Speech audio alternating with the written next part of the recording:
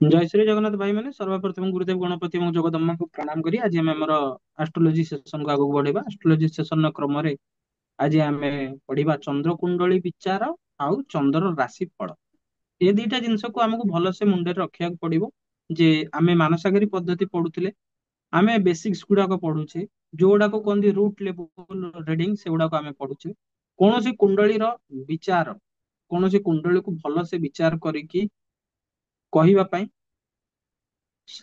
गोटे रिसर्च दरकार एवं कुंडली रे गोटे ग्रह बसी न नवग्रह बसता नवग्रहଙ୍କର ଏବଂ ଲଗ୍ନର ଫଳାଫଳ ଦେଖିବା ସ୍ୱରୂପ ଆମକୁ ଗୋଟେ ବିଚାର ବା ଜଜମେଣ୍ଟ ଫର୍ମେସନ କରିବାକୁ ହୁଏ ଆମେ ଯୋଉ ମାନସାଗରୀ ପଦ୍ଧତି ପଢୁଛେ ଏଥିରେ ପୁରାତନ ଆଚାର୍ଯ୍ୟ ମାନେ ସେମାନେ ତାଙ୍କର ମତ ରଖିଛନ୍ତି କିଭଳି ଭାବରେ ପୁରାତନ ଆଚାର୍ଯ୍ୟ ମାନେ ରିସର୍ଚ୍ଚ କରିକି କଣ କଣ ପାଇଛନ୍ତି ଯେହେତୁ ଆମେ ବେସିକ୍ସ ପଢୁଛେ ଆଷ୍ଟ୍ରୋଲୋଜିର ସେଇଥିପାଇଁ ଏଗୁଡିକ ଆମକୁ ଜାଣି ରଖିବା ଦରକାର ଏଇ ବେସିକ୍ସ ହିଁ ଗୋଟେ ବିଗର କ୍ଲାରିଟି ଦିଏ ମଣିଷକୁ ଯଦି ସିଏ ଆଷ୍ଟ୍ରୋଲୋଜି କ୍ଷେତ୍ରରେ ଆଗକୁ ବଢିବାକୁ ଚାହେଁ କାରଣ ଯାହା ବି ପ୍ରେଡିକ୍ସନ ଆସିବ ଆପଣଙ୍କର ବେସିକ୍ସ ପାର୍ଟ ଟା ଯଦି ଭଲସେ କ୍ଲିଅର ଥାଏ ତାହେଲେ ଆପଣଙ୍କର ପ୍ରେଡିକ୍ସନ କଲା ବେଳକୁ କୋଉଟା କୋଉ ମାତ୍ରାରେ କେତେ ପରିମାଣରେ ଚେଞ୍ଜ ହବ ସେଟା ଆପଣଙ୍କୁ ଜଣା ପଡିବ ନହେଲେ ଜଣା ପଡିବ ନାହିଁ କ୍ଲିୟର ତାପରେ ଲଗ୍ନ ମାନସାଗରୀ ପଦ୍ଧତି କହୁଛି ଲଗ୍ନ ଷଡବର୍ଗ ଆଉ ନକ୍ଷତ୍ର ଇଏ ଦେହ ଲଗ୍ନ ଷଡବର୍ଗ ଆଉ ନକ୍ଷତ୍ର ମାନସାଗରୀ ପଦ୍ଧତି କହୁଛି ଇଏ ହଉଛି ଦେହ କାରକ ମାନେ ବଡିର କାରକ ତେଣୁ ଯେତେବେଳେ ଆପଣଙ୍କୁ କୌଣସି ବଡି ରିଲେଟେଡ ପ୍ରେଡିକ୍ସନ କରିବାକୁ ପଡିବ କଦାପି କେବଳ ଲଗ୍ନ ଦେଖି କରିବେନି ଆପଣଙ୍କୁ ଷଡବର୍ଗ ଦେଖିବାକୁ ପଡିବ ଏବଂ ଆପଣଙ୍କ ନକ୍ଷତ୍ରକୁ ଦେଖିବାକୁ ପଡିବ ମାନିକି ଚାଲନ୍ତୁ ମୁଁ ଆପଣଙ୍କୁ ଗୋଟେ ଛୋଟ ଏକ୍ଜାମ୍ପଲ ଦଉଛି ଧର ପୂର୍ବ ଭାଦ୍ରପଦ ନକ୍ଷତ୍ରରେ କାହାର ଜନ୍ମ ହେଇଛି ଏବେ ଗ୍ରହଣ ଲାଗିଲା ପୂର୍ବ ଭାଦ୍ରପଦ ନକ୍ଷତ୍ରରେ ଯଦି କାହାର ମାରକ ମହାଦଶା ଚାଲିଛି ଏବଂ ଏଇ ଟାଇମରେ ପୂର୍ବ ଭାଦ୍ରପଦ ନକ୍ଷତ୍ର ବାଲା ମାନଙ୍କର ଦେହଟା ବହୁତ ମାତ୍ରାରେ ଖରାପ ହବାଟା ଥୟ ତେଣୁ ଦେହକୁ ଯେତେବେଳେ ଆପଣ ପ୍ରେଡିକ୍ସନ କରିବେ ସେତେବେଳେ ଲଗ୍ନ ଷଡବର୍ଗ ଆଉ ନକ୍ଷତ୍ର ୟାକୁ ତିନିଟାକୁ କମ୍ବାଇନ କରିକି ଦେହ ଉପରେ ପ୍ରେଡିକ୍ସନ ଦେଲେ ଆପଣ ବୁଝିପାରିବେ ଯେ କାହିଁକି ସେ ଲୋକର ସେମିତି ହେଇଛି ଏଇଟା ହେଲା ପୁରାତନ ଆଚାର୍ଯ୍ୟ ମାନଙ୍କର ମତ ମାନସଗରୀ ପଦ୍ଧତିରେ ହେଲେ ଏଇଠି କହୁଛନ୍ତି ଚନ୍ଦ୍ରମା ହଉଛି ପ୍ରାଣ ମାନସଗରୀ ପଦ୍ଧତିରେ ପୁରାତନ ଆଚାର୍ଯ୍ୟ ମାନେ କହୁଛନ୍ତି ଚନ୍ଦ୍ରମା ହଉଛି ପ୍ରାଣ ଯେମିତି ଆମେ ଜାଣିଛେ ଯଦି ପ୍ରାଣ ନଷ୍ଟ ହେଇଗଲା ତାହେଲେ ଦେହ ନଷ୍ଟ ହେଇଗଲା ଆମେ ବଡିରେ ବଞ୍ଚିଛେ କାହିଁକି ଆମ ଭିତରେ ପ୍ରାଣ ଅଛି ବୋଲି ଆମେ ପ୍ରାଣୀ ଆମର ଯୋଉଦିନ ପ୍ରାଣ ବାହାରି ଯିବ ତାହେଲେ କାହାକୁ ପୋତି ଦିଆଯାଏ କାହାକୁ ପୋଡି ଦିଆଯାଏ କାହାକୁ ଜଳରେ ଭସେଇ ଦିଆଯାଏ ତେଣୁ ଚନ୍ଦ୍ର କୁଣ୍ଡଳୀର କେତେ ମହତ୍ଵ ସେଇଟା ଆପଣ ଏଥିରୁ ବୁଝିପାରୁଥିବେ ତେଣୁ ଶୁଭାଶୁଭ ଫଳ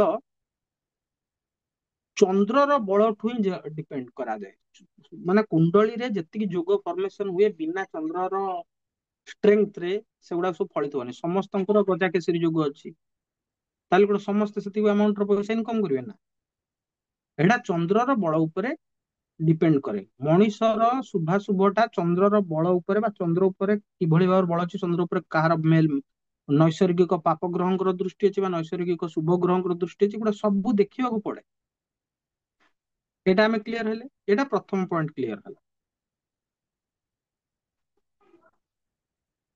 ଜନ୍ତୁ ମାନଙ୍କର ଶୁଭାଶୁଭ ବୃକ୍ଷ ରୂପୀ ମାନେ ଶୁଭ ଅଶୁଭ ବୃକ୍ଷ ଯଦି ଯଦି ଗୋଟେ ଗଛ ବଢିବ ଗୋଟେ ଗଛଟା ବଢିବ କଣ ପାଇଁ ବଢିବ ତାର ଉନ୍ନତ ବୀଜ ଥିବା ଦରକାର ଉର୍ବର ମାଟି ଥିବା ଦରକାର ଅନୁକୂଳ ପରିବେଶ ଥିବା ଦରକାର ଏ ତିନିଟା ଭିତରୁ ଯଦି ଆପଣଙ୍କ ପାଖରେ ଗୋଟେ ଜିନିଷର ଅଭାବ ଅଛି ତାହେଲେ ଯୋଉ ପରିମାଣରେ ଫସଲ ହେବା କଥା ସେ ପରିମାଣରେ ଫସଲ ହେବ ନାହିଁ ତେଣୁ ମନେ ରଖନ୍ତୁ ତିନିଟା ଜିନିଷ ଭେରି ଇମ୍ପୋର୍ଟାଣ୍ଟ ଉନ୍ନତ ବୀଜ ଉର୍ବର ମାଟି ଏବଂ ଅନୁକୂଳ ପରିବେଶ ଯଦି ଆମେ ଆଷ୍ଟ୍ରୋଲୋଜିରେ ତାକୁ କନଫାଇନ କରିବା ଉନ୍ନତ ବୀଜ ମାନେ ମନଟା ଠିକ ରହିବା ଦରକାର ଅନୁକୂଳ ମାଟି ମାନେ ଯୋଉ ଜିନିଷକୁ ଆପଣ ଲକ୍ଷ୍ୟ ଭାବରେ ସ୍ଥିର କରିଛନ୍ତି ସେଥିରେ ଆପଣଙ୍କୁ ସବୁ ପ୍ରକାର ସୁବିଧା ସୁଯୋଗ ଆଭେଲେବିଲିଟି ଥିବା ଦରକାର ଜଣେ ଆଇଏଏସ୍ ପ୍ରିପେୟାର କରିବେ ସେ କହିବ ମୁଁ ଲଣ୍ଠନ ଲଗେଇକି ଆଜିକା ଡେଟରେ ଆଇଏଏସ୍ ପ୍ରିପେୟାର କରିବି ବିନା ନେଟ ର ସହାୟତାରେ ତାକୁ କେତେ ମେହନତ କରିବାକୁ ପଡିବ ଆଉ ଅନୁକୂଳ ପରିବେଶ ମାନେ ଯଦି ଆପଣ ବୁଝିପାରୁଥିବେ ଯେ ଚୋର ତସ୍କରଙ୍କ ଛୁଆ ଛୁଆ ବେଳୁ ଛୋଟ ବେଳୁ ଚୋର ତସ୍କରଙ୍କୁ ଦେଖିଲା ସେ ଚୋର ତସ୍କର ଭଳିଆ ହବ।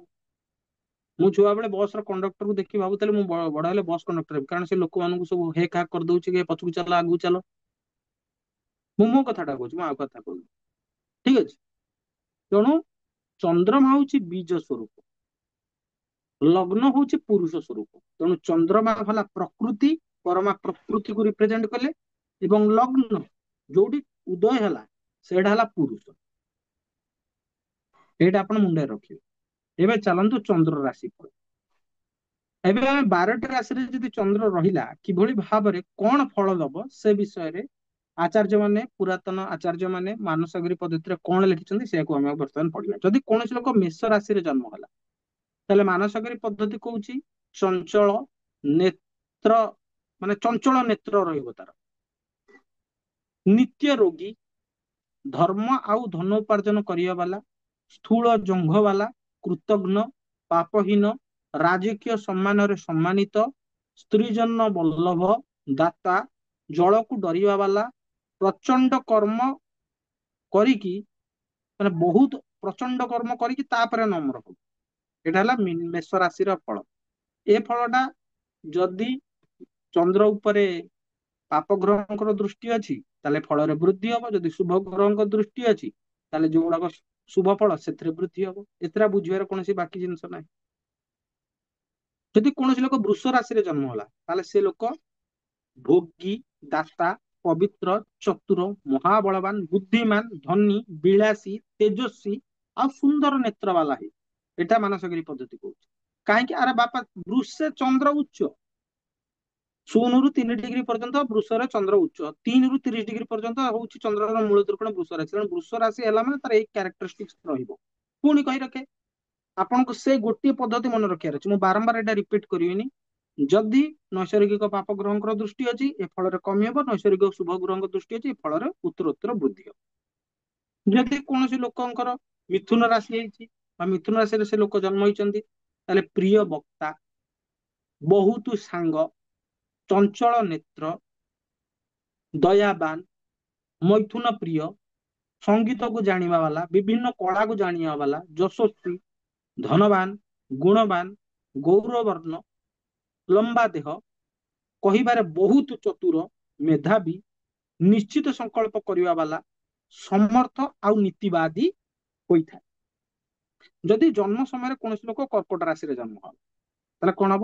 ସେ କାର୍ଯ୍ୟରେ ପଡିବ, ଧନୀ, ସୁର, ଧର୍ମାତ୍ମା, ଗୁରୁଭକ୍ତ, ମସ୍ତକ ରୋଗରେ ଯୁକ୍ତ। ତାକୁ ବ୍ରେନ ରିଲେଟେଡ ସମସ୍ୟା ହବାର ସମ୍ଭାବନା ଅଛି ଯଦି ନୈସର୍ଗିକ ପାପ ଗ୍ରହ ମାନେ ଚନ୍ଦ୍ରକୁ ଦୃଷ୍ଟ କଲେ। ତ ମହାବୁଦ୍ଧିମାନ, ଦୁର୍ବଳ ଦେହା, କାର୍ଯ୍ୟକୁ ଜାଣିବା ବାଲା, ବିଦେଶବାସୀ, ଧନବାନ, ଅଳ୍ପ ବଳ ବାଲା, ଦୁଃଖୀ, ସୁନ୍ଦର ମିତ୍ର ବାଲା, ଘର ଅନାସକ୍ତ, ଘରରେ ଅନାସକ୍ତ ରହିବା ବାଲା ଏବଂ କୁଟିଳ ହୋଇଥାଏ। ଭାଇ ଦେଖନ୍ତୁ ଏଠି ଆପଣଙ୍କୁ ବୁଝିବାର ଅଛି, ଯଦି ଆପଣ ଏମିତି ଘୋଷିକି ମନେ ରଖିବେ ହେଇପାରିବନି। ଏଠି ଆଚାର୍ଯ୍ୟ ମାନେ କିଛିଟା ଭଲ କ୍ୱାଲିଟି ବି କହିଛନ୍ତି, କିଛିଟା ଖରାପ କ୍ୱାଲିଟି ବି କହିଛନ୍ତି। ତେଣୁ ଆପଣ ମାନଙ୍କ ମୁଣ୍ଡରେ ରହିବା ଦରକାର ଯଦି ନୈସର୍ଗିକ ଶୁଭ ଗ୍ରହ ଦେଖୁଛନ୍ତି ତାହେଲେ ଭଲ ଫଳର ବୃଦ୍ଧି ହବ, ଫଳର ଫଳ ଟିକେ ଟିକେ କମ ରହିବ। ଯଦି ନୈସର୍ଗିକ ପାପ ଗ୍ରହ ମାନେ ଦେଖୁଛନ୍ତି ତାହେଲେ ଖରାପ ଫଳରେ ବୃଦ୍ଧି ହବ, ଭଲ ଫଳ ଟିକେ ଟିକେ କମ ରହିବ। ଏଇଟା ଆପଣଙ୍କୁ ଇଣ୍ଟରପ୍ରିଟ କରିବା ଦରକାର ନିଜେ, ନାଇଁ କି ବହିରେ ଯାହା ଦେଇଛି ସେଇଆ। ଆପଣ ବାସ୍ତବରେ କଣ ଗୋଟେ ସେଇଟା ତ ଆପଣଙ୍କୁ ଜାଣିବା ଦରକାର ନା। ବର୍ତ୍ତମାନ ଆମେ ଜାଣିବା ସିଂହ ରାଶିରେ ଯଦି କୌଣସି ଲୋକ ଜନ୍ମ ହେଲା ତାହେଲେ କ୍ଷମାଶୀଳ, କାର୍ଯ୍ୟରେ ତତ୍ପର, ମଦ ମାଂସକୁ ପ୍ରିୟ, ଦେଶ ଭ୍ରମଣ ବାଲା, ଶୀତକୁ ଡରିବା ବାଲା, ସୁନ୍ଦର ମିତ୍ର ବାଲା, ପ୍ରାୟତଃ ନମ୍ରତା ଥାଏ କିନ୍ତୁ ଶୀଘ୍ର ତାଙ୍କୁ କ୍ରୋଧ ଆସେ, ମାତା ପିତାଙ୍କ ଭକ୍ତ, ବ୍ୟସନୀ ଏବଂ ଲୋକରେ ବିଖ୍ୟାତ ହୋଇଥାଏ। ଯଦି କୌଣସି ଲୋକ କନ୍ୟା ରାଶିରେ ଜନ୍ମ ହୋଇଥାଏ ବିଳାସୀ, ସାଧୁଙ୍କ ଭକ୍ତ, ସୁନ୍ଦର, ଧର୍ମାତ୍ମା, ଦାତା, ଚତୁର, କବି, ବୃଦ୍ଧାବସ୍ଥାକୁ ପ୍ରାପ୍ତ କରିବା ବାଲା, ବେଦ ଶାସ୍ତ୍ରକୁ ଜାଣିବା ବାଲା, ସବୁ ଲୋକଙ୍କର ପ୍ରିୟ ଏବଂ ବିଭିନ୍ନ ନାଟ୍ୟ ସଙ୍ଗୀତ କଳାରେ ରତ, ପ୍ରବାସୀ ଏବଂ ସ୍ତ୍ରୀ ଠାରୁ ଦୁଃଖ ପାଇବା ବାଲା। ଯଦି କୌଣସି ଲୋକ ତୁଳା ରାଶିରେ ଜନ୍ମ ହୋଇଥାନ୍ତି, ଯଦି କୌଣସି ଲୋକ ତୁଳା ରାଶିରେ ଜନ୍ମ ହେଇଥାନ୍ତି ଅକାରଣ ଅସମୟରେ ରୋଷ କରିବା ବାଲା, କାରଣ ତୁଳା ରାଶି ବାଲାଙ୍କୁ କେହି ସାଟିସ୍ଫାଇ କରିପାରିବେନି। ସେ ତ ପୁରା ଏତେ ଜଜମେଣ୍ଟାଲ ଥାନ୍ତି ନା ତୁଳା ରାଶି ବାଲା, କହିବା ବାହାରେ। ଛାଡନ୍ତୁ, ମୁଁ ସେଗୁଡାକ ନିଜର ଇଣ୍ଟରପ୍ରିଟେସନ ପୁରେଇବିନି। ଆପଣଙ୍କର ମାନସଗିରି ପଦ୍ଧତି ପଢୁଛେ ସେଇଟା ପଢିବା।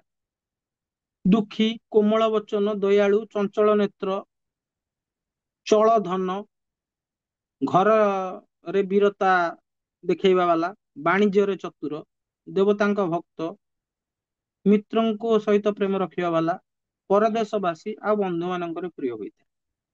ମାନସଗିରି ପଦ୍ଧତିକୁ ଯୋଉ ଯୋଉ ମାନେ ବିଛା ରାଶିରେ ଜନ୍ମ ହୋଇଥାନ୍ତି, ବାଲ୍ୟ ଅବସ୍ଥାରେ ହିଁ ବିଦେଶରେ ରହିବା ବାଲା, କ୍ରୂର ହୃଦୟ, ଶୂର, ପିଙ୍ଗଳ ବର୍ଣ୍ଣ ନେତ୍ର ବାଲା, ପରସ୍ତ୍ରୀଗାମୀ, ନିଜ ଜନଙ୍କ ପାଇଁ କି ନିଷ୍ଠୁର, ଉଦ୍యోଗରେ ଧନ ପାଇବା ବାଲା, ଠିକ ଅଛି, ଧୂର୍ତ୍ତ ଏବଂ ଝିଅ ପିଲାଙ୍କ ପ୍ରତି ଦୁଷ୍ଟ ବୃଦ୍ଧି ରଖିବା ବାଲା, ଚୋର କର୍ମରେ ନିପୁଣ। କାରଣ ବିଚାରାଶି ବାଲା ଯଦି ଏ ମାନସିକ ପଦ୍ଧତି ପଢି ସେ ବହିଟାକୁ ଫାଡ଼ିଦେବେ, ରେ ଭାଇ ମୁଁ ଏତେ ସବୁ ଖରାପ ଜିନିଷର ଅଧିକାରୀ।